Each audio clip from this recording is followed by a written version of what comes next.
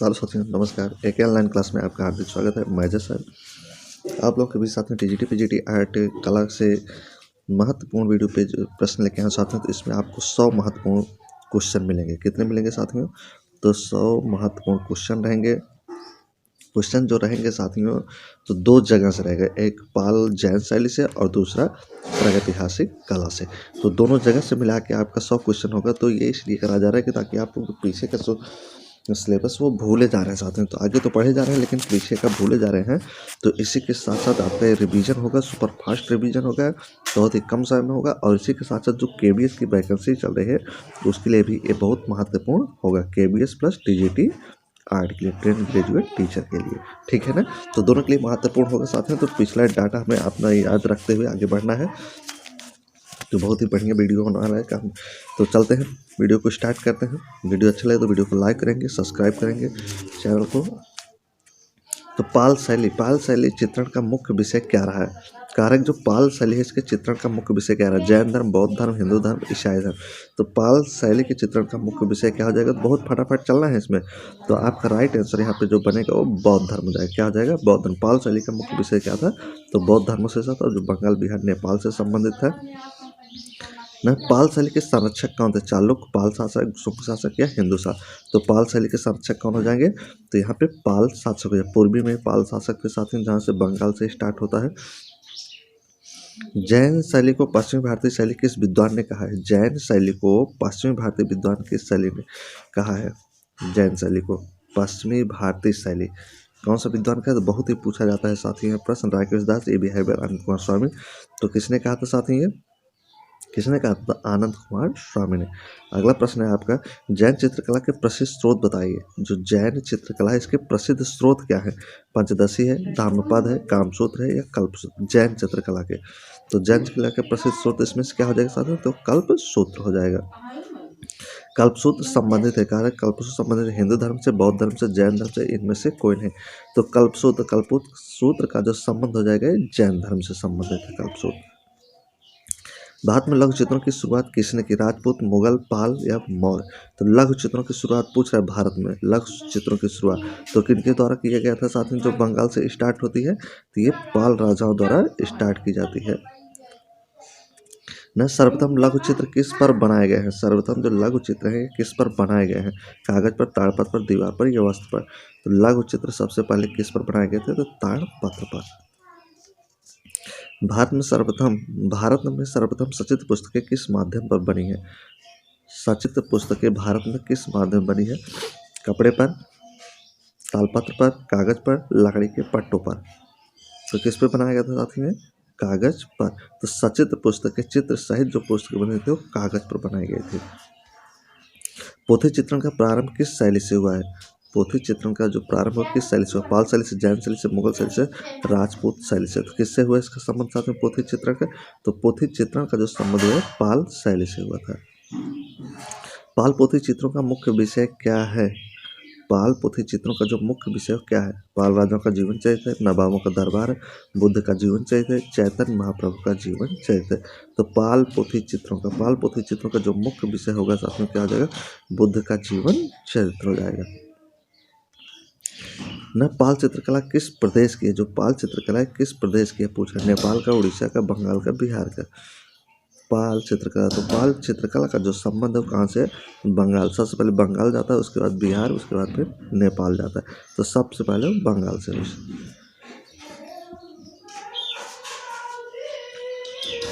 अगला है आपका, भारतीय लघु चित्रों का परंपरा किस काल से आरंभ होती है? भारतीय लघु चित्रों की जो परंपरा है किस काल से आरंभ होती है? प्राचीन काल से, आधुनिक काल से, प्रागैतिहासिक काल से, उत्तर मध्य काल से? तो 12 नंबर देखिए, तो 12 का जो राइट आंसर होगा तो कहाँ से हो जाएगा ये?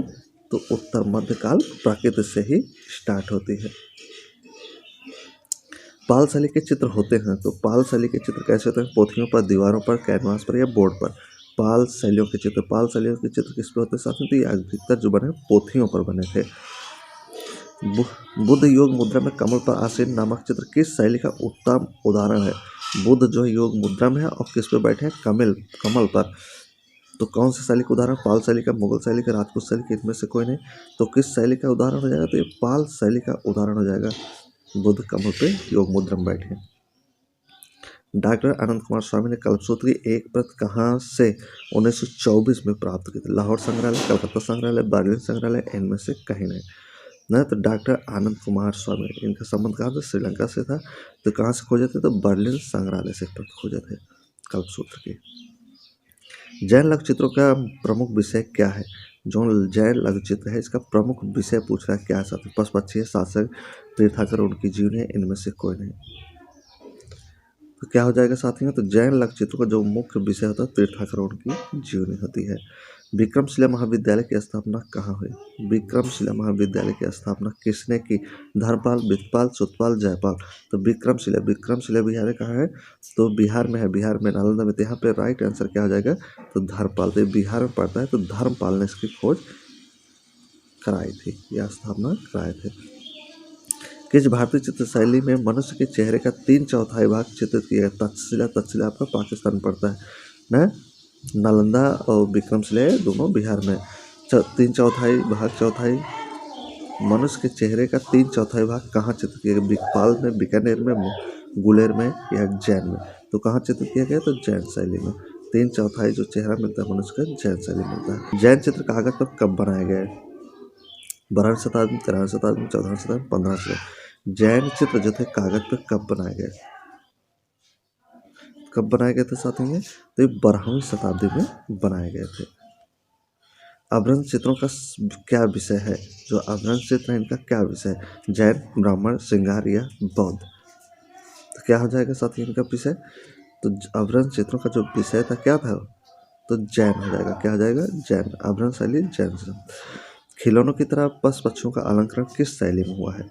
खिलौनों की तरह पशु पक्षियों का जो अलंकरण हुआ किस शैली में हुआ? पहाड़ी में, अभ्रंश शैली में, मुगल में या राजपूत शैली में। तो खिलौनों की तरह पशु पक्षियों के जो अंकरण हुए थे साथी थे अभ्रंश शैली में हुए थे। कहाँ हुए थे? अभ्रंश शैली में। जैन लघु चित्रों की विशेषता है। जैन लघु चित्रों की विशेषता प्राकृतिक चित्रण, पशु पक्षी चित्रण, बरली आँख का दिखाना, बौनी आकृतियाँ। तो ये 100 क्वेश्चन आपको मिल रहा है साथी। तो बहुत ही जबरदस्त क्वेश्चन जो पिछले डाटा हम लोग भूल रहे हैं उन डाटा को रिवीजन करने के लिए साथ साथ KVS का एग्जाम भी होगा 12-14 से। तो उसके लिए भी ये इंपॉर्टेंट खास करके है साथियों न। तो आप हर प्रश्न को हल करते चलिए, अपना लास्ट में स्कोर बताएंगे 100 में से कितना आपका सही होता है। तो परली आँख का दिखाना था। जैन लघु चित्रों की विशेषता क्या थी? तो परली आँख का दिखाना। यहाँ परली आँख ज़्यादा बनाए जाते थे। जैन शैली के चित्रों के प्रधान विषय वस्तु है महावीर का जीवन चरित्र, महात्मा बुद्ध का जीवन चरित्र, राम का जीवन चरित्र, उपरोक्त सभी। जैन शैली के चित्रों का मुख्य विषय क्या हो जाएगा साथियों? क्या हो जाएगा? 23 नंबर पर देखिए, तो यहाँ पे महावीर के जीवन चरित्र हो जाएंगे। परली आँख किस शैली के चित्रों की विशेषता थी? परली आँख की शैली की विशेषता मुगल, पहाड़ी, अभ्रंश। तो किसकी थी? अभ्रंश शैली की विशेषता थी परली आँख। जैन धर्म के अनेक तीर्थंकर किस पोथी में चित्रित हैं? जैन धर्म के अनेक तीर्थंकर किस सचित्र पोथी में? बसंत विलास, चित्रकल्पद्रुम, कलाकाचार्य कथा, इनमें से कोई नहीं। तो जैन के किस में जाएंगे? तो आपका जो यहाँ पे राइट आंसर बनेगा वो ग हो जाएगा, कलाकाचार्य कथा में चित्रित है। जैन चित्रकला भारत के किस क्षेत्र की है साथियों? ये जो जैन चित्रकला है भारत के किस क्षेत्र की है? उत्तर, मध्य, पूर्व, पश्चिम। तो कहाँ की हो जाएगी साथियों? तो जैन चित्रकला जो है आपकी पश्चिम की क्षेत्र है। और पाल जो चित्रकला होती है पूर्व की होती है, ठीक है ना। पाल जो होती है पूर्व की होती है, जैन जो होती है पश्चिम की होती है। तो राइट आंसर यहाँ पे घ होगा आपका। पाल शैली का सचित्र ग्रंथ है, पाल शैली का सचित्र ग्रंथ है महावीर चरित्र, बाल गोपाल स्तुति, प्रज्ञा परिमिता, रत्नहास। तो क्या बनेगा यहाँ पे राइट आंसर आपका? तो प्रज्ञा परिमिता हो जाएगा। पाल शैली में बने चित्र बौद्ध धर्म के किस संप्रदाय से संबंधित है? जो पाल शैली में चित्र बने बौद्ध धर्म के कौन से संप्रदाय से संबंधित है? हीनयान से, महायान से, शैववाद से, इनमें से कोई नहीं। तो पाल शैली में जो बने चित्र हैं वो बौद्ध धर्म के महायान संप्रदाय से संबंधित है। जैन शैली को अभ्रंश शैली किस विद्वान ने कहा है? जैन शैली को अभ्रंश शैली किस विद्वान ने कहा? आनंद कुमार स्वामी, रायकृष्ण दास, फर्गुसन, इनमें से कोई नहीं। तो किसने कहा था साथियों? तो रायकृष्ण दास ने। जैन शैली का निर्माण काल क्या है? जैन शैली का निर्माण काल क्या है? 11वीं से 15वीं शताब्दी, 15वीं से 18वीं शताब्दी, 9वीं से 11वीं शताब्दी, 7वीं से 18वीं शताब्दी। तो जैन शैली का निर्माण काल क्या होगा? क्या हो जाएगा यहाँ पे राइट आंसर? यहाँ पे जो राइट आंसर 11वीं से 15वीं शताब्दी बनेगा। अभ्रंश शैली जैन धर्म के किस संप्रदाय से संबंधित है? अभ्रंश शैली श्वेतांबर समुदाय, दिगंबर समुदाय, महायानी, इनमें से कौन है? तो अभ्रंश शैली आपका जैन धर्म से संबंधित है, तो जैन शैली जो है आपका श्वेतांबर समुदाय यहाँ पे हो जाएगा राइट आंसर। अभ्रंश जैन शैली का प्राचीनतम ग्रंथ माना जाता है। जो अभ्रंश शैली है जैन शैली का प्राचीनतम ग्रंथ माना जाता है। कथा सरित सागर है, निश्चिति चूर्णी है, अंगसूत्र है, इनमें से कोई नहीं। तो क्या बनेगा आपका यहाँ पे राइट आंसर जो अच्छा होगा तो वो निश्चिति चूर्णी हो जाएगा अभ्रंश शैली से संबंधित। कल्पसूत्र की सबसे उत्तम प्रति कहाँ प्राप्त हुई? कल्पसूत्र की जो सबसे उत्तम प्रति कहाँ से मिली थी? जौनपुर से, सहारनपुर से, अहमदाबाद से या मुंबई से? तो कल्पसूत्र की जो सबसे अच्छी प्रति मिली थी जौनपुर से ही मिली थी, जो स्वर्ण अक्षर द्वारा लिखी गई थी। अभ्रंश शैली में ज़्यादातर चेहरे बने हैं, 1.25 चश्म, 1.25 चश्म, 1.5 चश्म या इनमें से कोई नहीं। तो अभ्रंश शैली में जो चेहरे बने हैं कितने चश्म के हैं साथियों? तो 1.25 चश्म के हैं। अभ्रंश शैली में पृष्ठ में रंग प्रयोग किए गए हैं, लाल रंग, आसमानी रंग, नीला रंग या इनमें से कोई नहीं। तो अभ्रंश शैली में कैसे रंग प्रयोग किए गए हैं? इन रंगों का जो प्रयोग है तो लाल रंग ज़्यादा से ज़्यादा प्रयोग किए गए हैं। जैन धर्म के प्रथम तीर्थंकर व संस्थापक थे। तो जैन धर्म के प्रथम तीर्थंकर कौन थे साथियों? तो यहाँ पे ऋषभदेव होंगे। कौन हो जाएंगे आपके? तो ऋषभदेव। चारों में से जो बनेंगे ऋषभदेव, महावीर जो थे 24 में थे। तो राइट आंसर फर्स्ट है। जैन शैली के चित्रों में पार्श्वनाथ को किस रंग से दिखाया गया है? जो जैन शैली के चित्र जिसमें पार्श्वनाथ को किस रंग से दिखाया गया है? लाल रंग, पीला रंग, नीला रंग या काला रंग? तो किस रंग से दिखाया गया साथियों यहाँ पे? तो नीले रंग से पार्श्वनाथ को दिखाया गया है। जैन धर्म से संबंधित प्रथम गुफा है। जैन धर्म से संबंधित प्रथम गुफा कौन सी है? सित्तनवासल है, अजंता है, एलोरा है, इनमें से कोई नहीं। तो चारों में से देखिए आपका राइट आंसर क्या बनेगा? तो जैन धर्म से जो संबंधित गुफा है साथियों तो क्या हो जाएगा आपका? सित्तनवासल हो जाएगा। अभ्रंश शैली में अंग प्रत्यंग कैसे बने हैं? अभ्रंश शैली में जो अंग प्रत्यंग है कैसे बने हैं? गतिमय, कोमल, स्थिर और अखंड या इनमें से कोई नहीं। तो अभ्रंश शैली में जो अंग प्रत्यंग थे कैसे थे? तो स्थिर और जकड़ के थे। अभ्रंश शैली में किस रंग का प्रयोग अधिक हुआ है? अभ्रंश शैली में किस रंग का प्रयोग सबसे अधिक हुआ है साथियों? हरा रंग, नीला रंग, सुनहरा या सफ़ेद? तो कैसे रंग का प्रयोग किया गया सबसे ज़्यादा? तो सुनहरे रंग का प्रयोग सबसे ज़्यादा अभ्रंश शैली में किया गया है। धीमान और बितपाल किस शैली के मुख्य चित्रकार थे? धीमान और बितपाल गुजराती शैली, अजंता शैली, पाल शैली या गुलार शैली? तो धीमान और बितपाल जो थे किस शैली से? तो पाल शैली से संबंधित ये कलाकार थे। पाल शैली के चित्र किन स्थानों पर बने हैं? गुजरात, राजस्थान, असम, उत्तर प्रदेश, मध्य प्रदेश, उड़ीसा, बंगाल, बिहार, नेपाल? तो पाल शैली आपका बिहार क्षेत्र से संबंधित है। तो बिहार में जो बंगाल, बिहार, नेपाल में ही आएगा। तो पूर्वी हिस्से का क्षेत्र था ये जैन पश्चिमी का। पाल शैली के पोथियों के पत्रों की माप क्या है? 22 × 4 × 2 × 4, 15 × 2 × 3 / 1 2, 2 × 4 × 22 × 4, 22 × 2 × 5 / 1 2। तो राइट आंसर यहाँ पे क्या बनेगा आपका? 43 का। 43 का जो राइट आंसर होगा 22 / 1 4 × 2 / 4 हो जाएगा। तो राइट आंसर का है फर्स्ट आपका। निम्न में से कौन सा ग्रंथ पाल शैली का नहीं है? इनमें से कौन सा ग्रंथ है जो पाल शैली का नहीं है? गंधर्वव्यूह, साधनमाला, चक्रव्यूह, प्रज्ञापारमिता? तो कौन सा ग्रंथ है जो पाल शैली का नहीं है साथियों? तो इस चक्रव्यूह जो है पाल शैली का नहीं है। किस शैली के चित्रों में स्वर्ण रंगों का प्रयोग नहीं मिलता है? तो कौन से चित्र है जहाँ पे स्वर्ण रंगों का प्रयोग नहीं हुआ? अभ्रंश शैली में, मुगल शैली में, पाल शैली में, इनमें से कोई नहीं। तो किसमें स्वर्ण रंगों का प्रयोग नहीं किया? तो पाल शैली। जो पाल शैली थी इसमें स्वर्ण रंगों का प्रयोग नहीं किया गया है। अभ्रंश और मुगल में मिलता है। पुस्तक शैली के नाम से भी किस शैली को जाना जाता है? पुस्तक शैली के नाम से किसे जाना जाता है? अभ्रंश शैली को, राजस्थानी शैली को, मुगल शैली को, इनमें से कोई नहीं। पुस्तक शैली के नाम से। तो किस शैली को जाना जाता है साथियों? पुस्तक शैली के नाम से। अभ्रंश शैली को, या जिसे जैन शैली है उसे पुस्तक शैली के नाम से भी जाना जाता है। चौर पंचशिका के रचनाकार हैं बिल्हड़, कल्हड़, भूषण, गोपीनाथ। चौर पंचशिका तो किसके द्वारा लिखा हो जाएगा? तो ये बिल्हड़ की रचना थी न। कल्हड़ की क्या थी? तो राज तरंगड़ी थी। कल्हड़ की क्या थी? राज तरंगड़ी। आप याद रखेंगे, ठीक। तो राइट आंसर आपका क्या हो जाएगा? जैन से प्राप्त स्वर्णाक्षरों वाली 1467 की कल्पसूत्र की सबसे उत्तम प्रति कहाँ सुरक्षित है? न जैन धर्म से स्वर्णाक्षर वाली जो सबसे अच्छी प्रतियों कहाँ मिली है? बड़ौदा के नरसिंह जी हवेली, पोलाको ज्ञान मंदिर में, राष्ट्रीय संग्रह नई दिल्ली में, अहमदाबाद के साराभाई मणिकलाल के संग्रह में, या इनमें से कोई नहीं। तो कहाँ मिला है साथी? ये कहाँ मिला है? तो ये बड़ौदा के नरसिंह जी पोलाको ज्ञान मंदिर में ही मिला है। महावीर स्वामी का जन्म कब हुआ था? 540 ईस्वी में, 599 ईसा पूर्व में, 566 ईसा पूर्व, 199 ईसा पूर्व। तो महावीर स्वामी का जो जन्म हुआ था 599 ईसा पूर्व में हुआ था। जैन धर्म के वे कौन से तीर्थंकर थे जिनकी मृत्यु पावापुरी में हुई? जैन धर्म कौन से तीर्थंकर थे जिनकी मृत्यु पावापुरी में हुई? साथियों, ऋषभदेव, पार्श्वनाथ, महावीर स्वामी, महात्मा बुद्ध। तो पावापुरी में किसकी मृत्यु हुई थी बताइए, कमेंट करिए। तो किसकी हो जाएगी? तो महावीर स्वामी की। त्रिपिटक सर्वप्रथम किस पर लिखे गए? त्रिपिटक सर्वप्रथम किसे? ताड़पत्र पर, कागज पर, दीवार पर या पट पर? त्रिपिटक। तो त्रिपिटक किस पर लिखे गए सबसे पहले? तो ये ताड़पत्रों पर लिखे गए थे। बौद्ध पुस्तकें लिखी गई हैं कपड़ा पर, कागज पर, ताड़पत्र पर, लकड़ी के टुकड़े पर।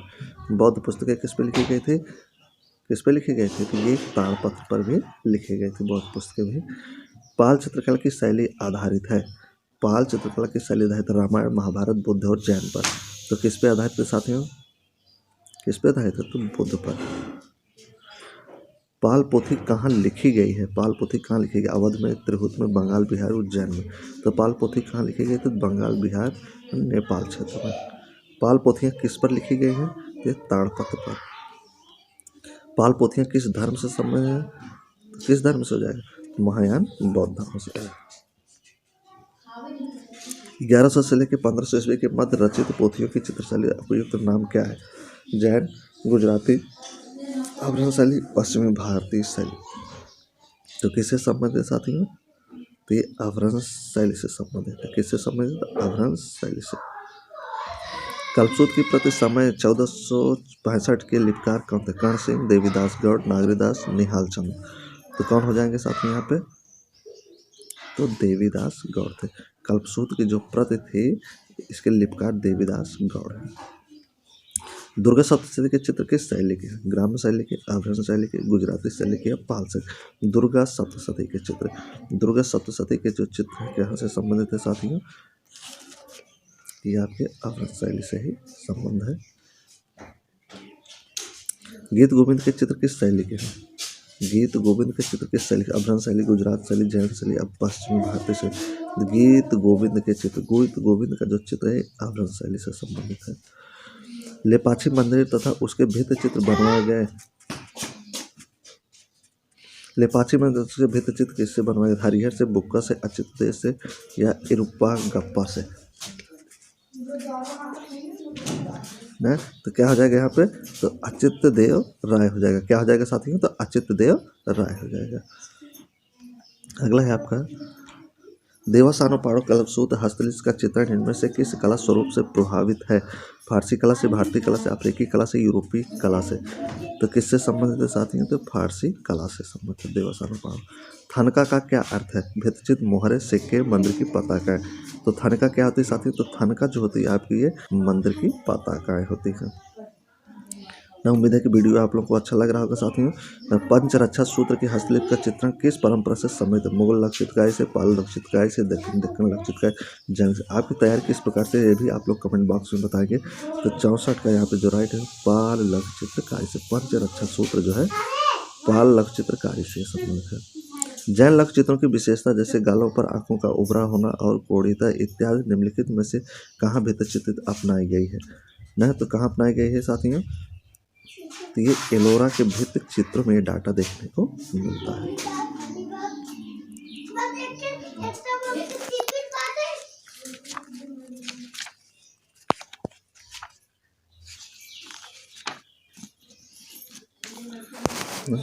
तो अगला आपका जो डाटा चलेगा साथियों ये है आपका प्रागैतिहासिक से संबंधित होगा। देखिए यहाँ पे चलते हैं। तो सबसे पहले जो प्रश्न है आपके यहाँ पे स्क्रीन पे देखिए, प्रागैतिहासिक चित्रकला से चलेगा। किस स्थान पर भारतीय पूर्व ऐतिहासिक चित्रकारी के नमूने मिलते हैं? न किस स्थान पर भारतीय पूर्व ऐतिहासिक चित्रकारी के नमूने मिले हैं? होशंगाबाद, मिर्जापुर, भीमबेटका या उपरोक्त सभी। तो कहाँ से मिले हैं साथियों? तो पूर्व ऐतिहासिक चित्रकारी के नमूने होशंगाबाद से मिले, मिर्जापुर से, भीमबेटका से, यानी उपयुक्त यहाँ पे सभी हो जाएगा राइट आंसर। अगला है आपका, भीमबेटका नामक पहाड़ी में कितनी गुफाएं प्राप्त हुई हैं? तो भीमबेटका में कितनी गुफाएं? 730 है, 750 है, 885 है, 135। तो कितनी गुफाएं भीमबेटका में? तो भीमबेटका में देखा जाए साथियों तो 750 गुफाएं आपको मिलती हैं। भीमबेटका क्या है? नगर है, पहाड़ी है, जंगल है, मंदिर है। तो भीमबेटका क्या है? तो भीमबेटका एक प्रकार से पहाड़ी है। तो वेरी वेरी इंपॉर्टेंट क्वेश्चन है, आज खूब प्रश्न बनते साथियों। भीमबेटका शैलश्रय कहाँ पर स्थित है? भीमबेटका शैलश्रय कहाँ पे? राजस्थान में, उत्तर प्रदेश में, मध्य प्रदेश में, बिहार में। तो भीमबेटका का संबंध कहाँ से साथियों? कहाँ पे हो? तो मध्य प्रदेश में है। भीमबेटका चित्रों की खोज किसने की? जो भीमबेटका चित्र है इसकी खोज किसने की? श्री राय कृष्णदास, नंदलाल बोस, रामचंद्र शुक्ल, श्री वी.एस. वाकड़कर। भीमबेटका की खोज किसने की थी? किसने की थी? तो वी.एस. वाकड़कर महोदय ने। भीमबेटका गुफा की खोज कब हुई? भीमबेटका की खोज वी.एस. वाकड़ ने कब की? तो 1955 में, 1958 में, 1959 में, 1971 में। तो कब की थी भीमबेटका की खोज साथियों? तो 1958 में। भीमबेटका में कौन से चित्र हैं मित्रों? भीमबेटका में कौन से चित्र हैं? प्रागैतिहासिक, बौद्ध, जैन, ईसाई। तो भीमबेटका में कैसे डाटा मिलते हैं चित्रों के साथियों? तो ये प्रागैतिहासिक मिलते हैं। भीमबेटका शिला चित्रों में सबसे अधिक किस रंग का प्रयोग हुआ है? तो भीमबेटका शिला चित्रों में कौन सा रंग प्रयोग हुआ? लाल, पीला, हरा, बैंगनी। तो कैसे रंग का प्रयोग किया गया है साथियों? तो लाल रंग का प्रयोग सबसे ज्यादा किया गया है।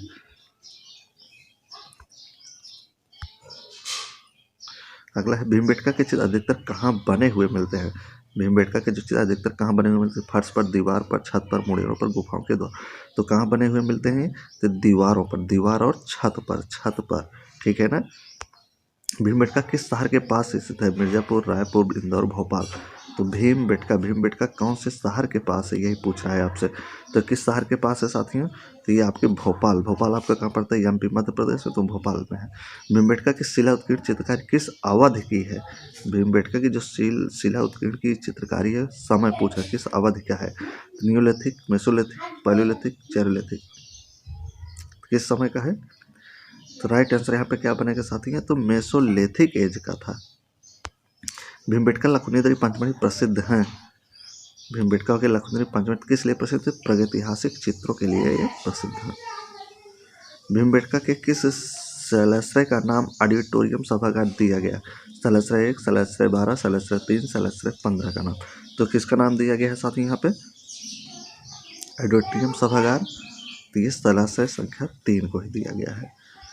भारत में प्रागैतिहासिक चित्रों की खोज सर्वप्रथम किस क्षेत्र में हुई? बनारस, कानपुर, मिर्जापुर, आजमगढ़। प्रागैतिहासिक चित्रों की खोज कहाँ पे हुई थी? तो कहाँ पे हुई थी? तो मिर्जापुर में सबसे पहले। मिर्जापुर की गुफा में सर्वाधिक चित्र इनमें से किस विषय पर है साथियों? न आमोद प्रमोद, नृत्य, आखेट, परिवार। किससे संबंधित साथियों? तो ये है आपके आखेट से संबंधित। तो लास्ट में टोटल में कमेंट करेंगे 100 में से कितना क्वेश्चन आपका सही होता है। मिर्जापुर क्षेत्र की किन पहाड़ियों पर प्रागैतिहासिक गुफाओं में चित्र बने? श्यामल पहाड़ियों में, काबरा पहाड़ियों में, पहाड़गढ़ पहाड़ियों में, कैमूर की पहाड़ियों में। तो कहाँ बने हुए हैं साथियों? कैमूर की पहाड़ियों में।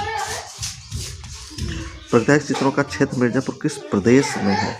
मिर्जापुर किस प्रदेश? उत्तर प्रदेश, मध्य प्रदेश, राजस्थान, बिहार। तो कौन सा प्रदेश में है मिर्जापुर साथियों? मिर्जापुर आपका जो है उत्तर प्रदेश में है। मिर्जापुर किन क्षेत्रों का कला केंद्र है? मिर्जापुर जो कैसे क्षेत्रों का कला केंद्र है? प्रागैतिहासिक, अवधी, राजस्थान, बिहार। तो मिर्जापुर का संबंध जो है प्रागैतिहासिक चित्रों से था। मिर्जापुर में प्राप्त प्रागैतिहासिक चित्रों के नृत्य का दृश्य किस गुफा में? पंचमुखी में, मुखादरी में, भटटिया में, लुखनिया में। तो नृत्य का दृश्य कहाँ दिखाया गया साथी है? तो लुखनिया में दिखाया गया है। साभर के आखेट का दृश्य किस गुफा में चित्रित है? लखुनिया, भीमबेटका, जोगीमारा, भंडारिया। साभर का आखेट का दृश्य कहाँ मिलता है? कहाँ मिलता है? तो लुखनिया में साथियों मिलता है। इंपॉर्टेंट डाटा है सभी।